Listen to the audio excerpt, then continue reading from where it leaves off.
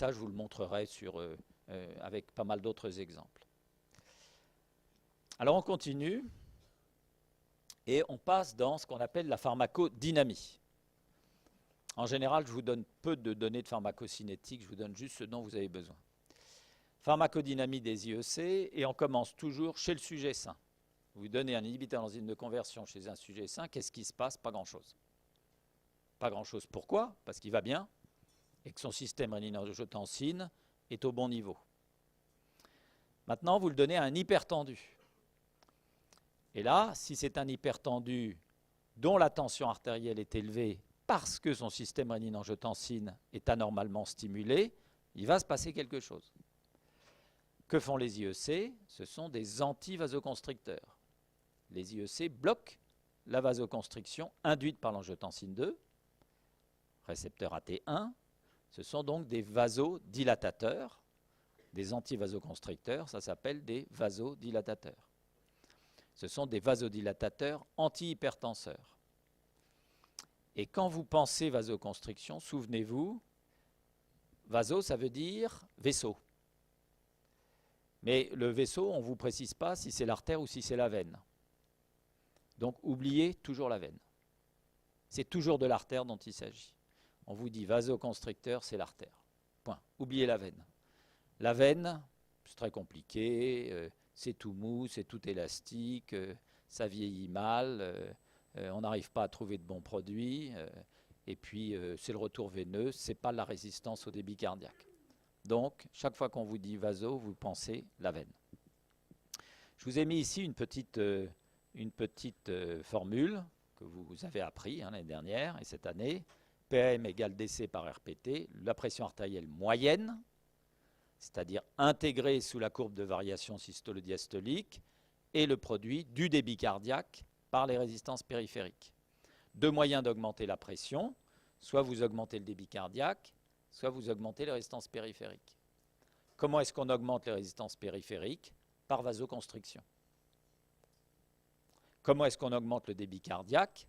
Par inotropisme, par chronotropisme, vous augmentez la fréquence, ou par la volémie, vous augmentez la volémie, donc le volume d'éjection systolique.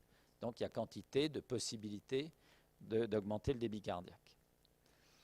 Alors maintenant, qu'est-ce qui se passe avec des inhibiteurs d'enzymes de conversion?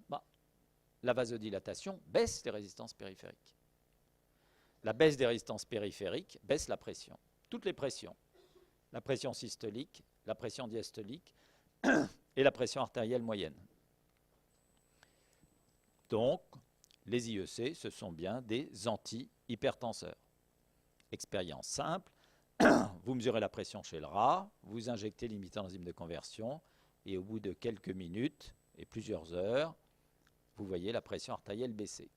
Pas chez tous les types de rats et pas dans tous les types d'hypertension. Mais c'est la preuve que, ce qu'on appelle la preuve de concept, ce que je vous racontais l'année dernière. Alors cette diapo, elle est très très importante parce qu'on va s'en servir pour pratiquement toutes les classes d'antihypertenseurs. Vous voyez qu'il n'y a aucune flèche. Il y a juste au milieu augmentation de la pression artérielle. Et tout autour, vous avez une constellation de facteurs qui sont des facteurs qu'on appelle étiologiques ou favorisants ou explicatifs. Et je vous ai surligné en bleu les trois grands. Le premier, alors on va commencer par aujourd'hui, à tout seigneur, tout honneur. Le premier, c'est la vasoconstriction. La vasoconstriction, on l'appelle fonctionnelle au moment où elle survient, où elle est dépendante du temps, très rapidement. L'angiotensine 2 est un vasoconstricteur. Et vous avez appris en physiologie, en biochimie, la signalisation intracellulaire passant par les protéines kinases, IP3, etc. Grâce à ça, augmentation du calcium à disposition de la cellule musculaire lisse, contraction de la cellule musculaire lisse, contraction de toutes les cellules musculaires lisses autour d'une même lumière, diminution de la lumière. Voilà.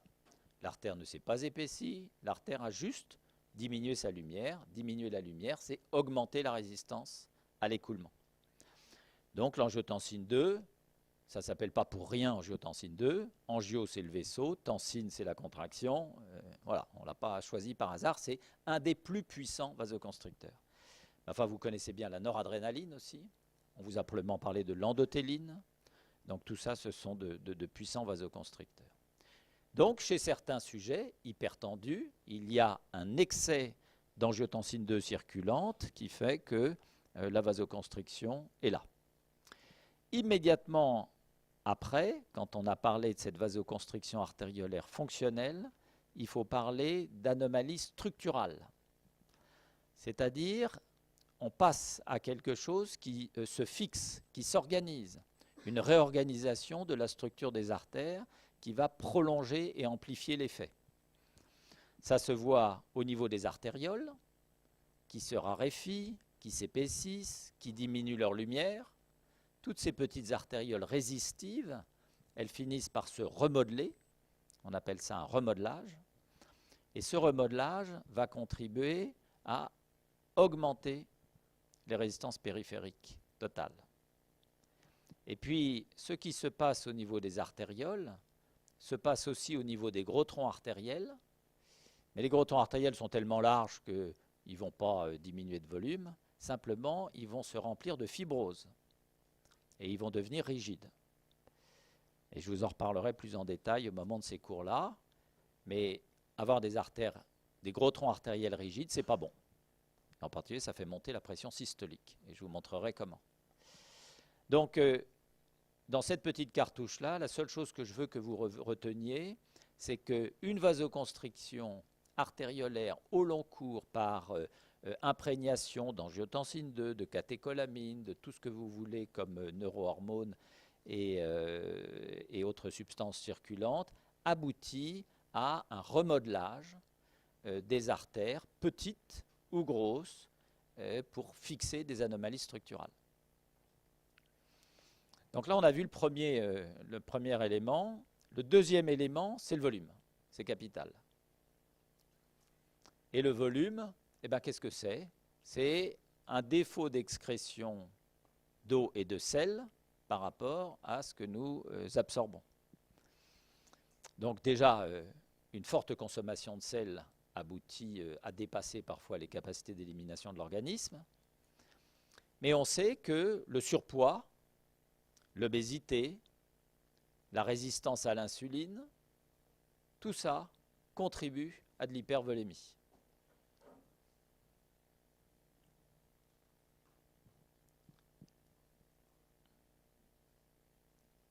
Donc ça, c'est le deuxième grand élément. Et puis vous en avez un troisième qui est l'activation du système sympathique, moins importante que vous voulez bien le croire, qui va entraîner aussi une libération de catécholamine avec l'effet vasoconstricteur de la noradrénaline.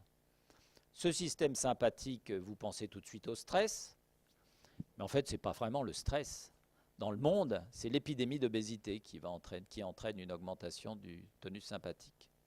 Toute surcharge pondérale, toute absence d'exercice physique entraîne une augmentation du tonus sympathique. Donc votre génération ici est une génération comment dire, très concernée, mais vous avez beaucoup de vos contemporains qui passent leur vie devant leur ordinateur, ne font pas d'exercice physique, mangent trop salé, mangent trop gras, etc. et finalement sont en surpoids. Donc là, on a un gros problème.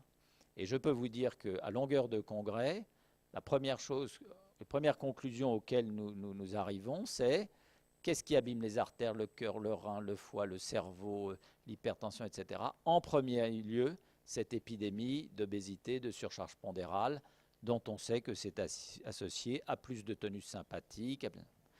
Conclusion, faites 1 heure de sport par jour, point. Voilà.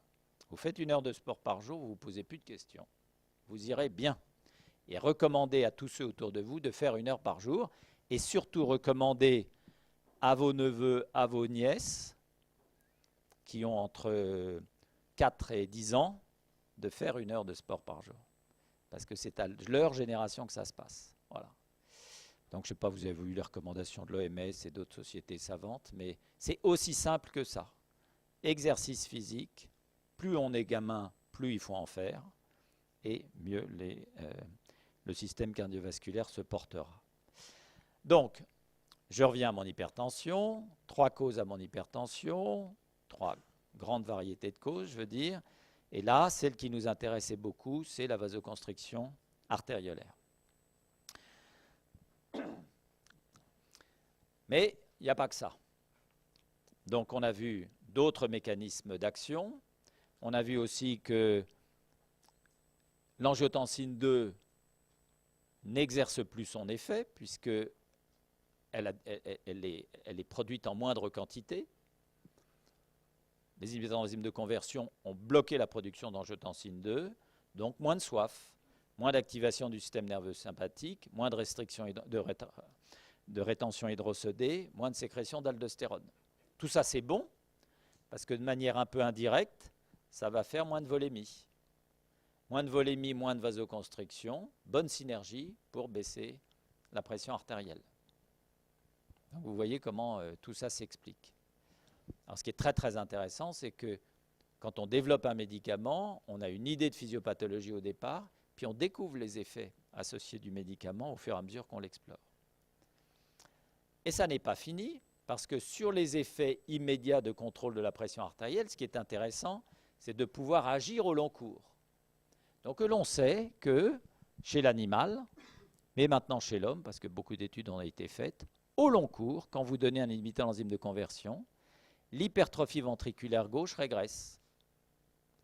Le remodelage des artérioles régresse. La rigidité des gros troncs artériels régresse.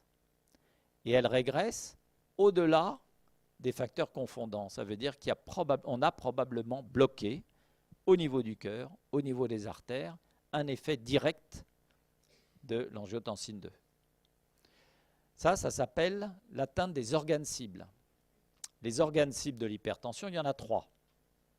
Il y a le cœur, qui s'épaissit et qui part vers l'insuffisance cardiaque, progressivement.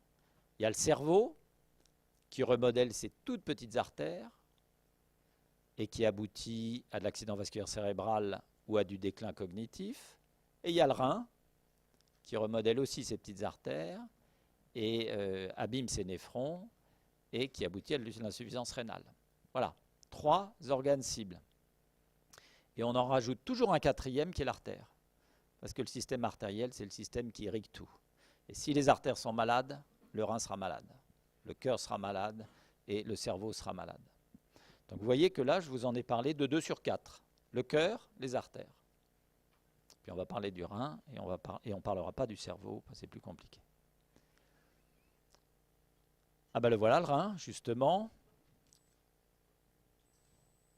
La régulation de l'hémodynamique glomérulaire, je vous l'ai beaucoup simplifié parce que je pense que mes camarades de physiologie vont vous dire des choses beaucoup plus savantes. Mais pour le médicament, vous n'avez besoin de savoir que ça. Qu'est-ce que c'est que la pression intraglomérulaire? La pression intraglomérulaire, c'est un équilibre entre la pression qui arrive et le débit sanguin qui arrive dans l'artériole afférente et puis pression-débit qui ressort de l'artériole efférente. Après, vous avez dans la capsule de Bowman tout le peloton, regardez comme c'est magnifique en microscopie à balayage, du glomérule. Et c'est ça qui va démultiplier considérablement la surface d'échange et la filtration. Qu'est-ce qui contrôle la résistance d'entrée et la résistance de sortie? La noradrénaline dans les 2 cas. On ne va pas parler de l'endothéline, mais l'angiotensine, elle ne contrôle que la résistance de sortie. Conclusion, trop de tonus angiotensinergique, on pourrait dire, trop d'angiotensine 2 circulante, égale trop de vasoconstriction de l'artériole efférente, trop de vasoconstriction de l'artériole efférente, et donc une augmentation de la pression intraglomérulaire, et donc une augmentation de la fraction de filtration. Et ça, on sait, depuis les années 85, que c'est très mauvais pour le rein. Alors évidemment, chez le sujet sain, il n'y a pas grand-chose, puisqu'il n'y a pas d'excès d'angiotensine 2. Mais chez l'hypertendu qui a une hypertension qu'on appelle rénine dépendante, avec trop d'angiotensine 2, ou chez le diabétique, etc., là, il y a vraiment un risque. Donc là, on s'intéresse en protection beaucoup plus à l'hypertension compliquée d'insuffisance rénale ou à la néphropathie diabétique. Qu'est-ce qui se passe quand vous donnez un IEC? Eh bien, vous dilatez l'artériole efférente, vous ne modifiez pas le calibre de l'artériole afférente, vous diminuez la pression dans le glomérule, vous diminuez la fraction de filtration, et donc réduire l'hyperfiltration, réduire l'hyperfiltration.